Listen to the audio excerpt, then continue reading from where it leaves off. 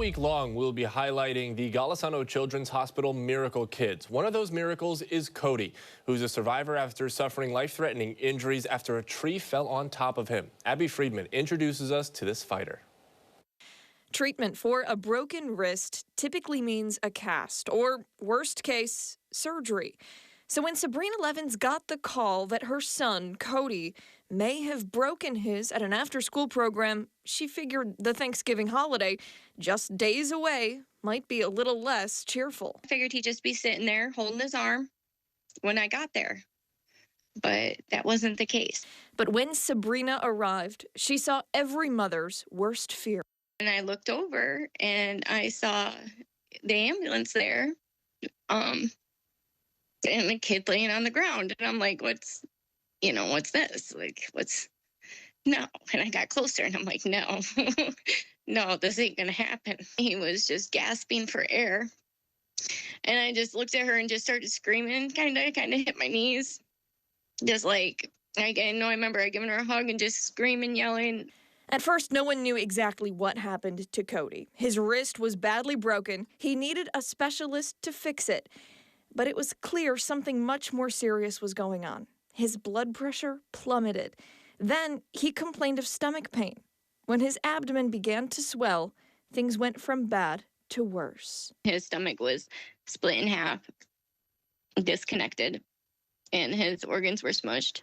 Cody was airlifted from Bath, New York, and rushed into emergency surgery at Golisano Children's Hospital. I've never seen a kid with the amount of injuries he had. So what did happen to Cody? How did a perfectly healthy 11-year-old end up fighting for his life? It turns out a tree in the yard of his after-school program fell on top of him while he was playing. I didn't even believe it was still that tree. I mean, it's a big ash tree. Like, it's big, it's heavy. It was laying beside him, but it was going the same direction as him. Cody's injuries were severe, and his recovery long. He lost his spleen and nearly 80% of his pancreas. He's got to be on medicine for the rest of his life, pretty much. He did really good physical therapy. It was really hard at first. But Cody's doctor, Dr. Darcy, says he's resilient.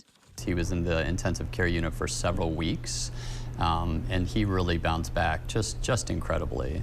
The list of doctors, nurses, and specialists who cared for Cody at GCH is extensive.